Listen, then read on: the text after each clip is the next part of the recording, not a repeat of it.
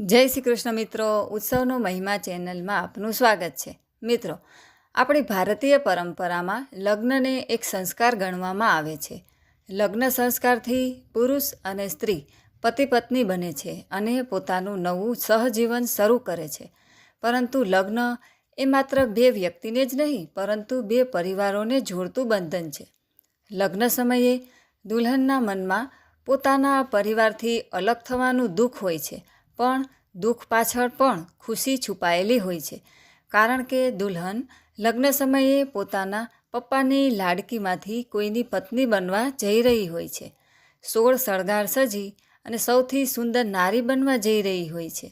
પોતે નાનેથી જે સ્વપ્ન જોયું હોય તે આજે પૂરું થઈ જવા રહ્યું હોય છે.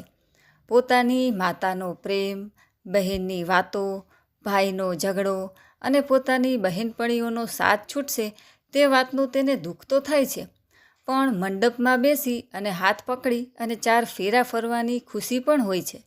આપણે ત્યાં લગ્નમાં ઘણી વિધિઓ તથા રિવાજો હોય છે અને આ બધી લગ્નવિધિ તથા રિવાજો પૂર્ણ થયા બાદ જ લગ્નને પૂર્ણ થયેલ ગણવામાં આવે છે. આપણે ત્યાં લગ્નમાં મંડપમાં વર અને કન્યા ફેરા ફરે છે તે પહેલાં જવતલ હોમવામાં આવે છે. મિત્રો, તમે જાણો છો કે આ જવતલ હોમવાનું મહત્ત્વ શું છે, અથવા તો તેના દ્વારા કન્યાનો ભાઈ શું કહેવા માંગે છે? પિતા પછી દીકરીની બધી ઉમ્મીદ હોય છે તે તેના ભાઈ સાથે હોય છે અને તેથી જ ભાઈ દરેક મંગળ ફેરામાં બેનને વચન આપે છે કે તારા ઘરમાં ગમે તે જરૂર પડે તે હું તારી સાથે જ છું. આમ જવતલ એક અનાજનું પ્રતીક છે જે ભાઈ બહેનને આપે છે.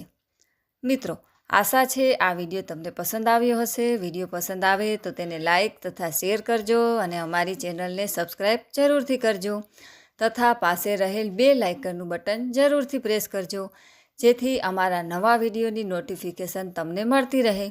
સર્વેને મારા જય શ્રી કૃષ્ણ.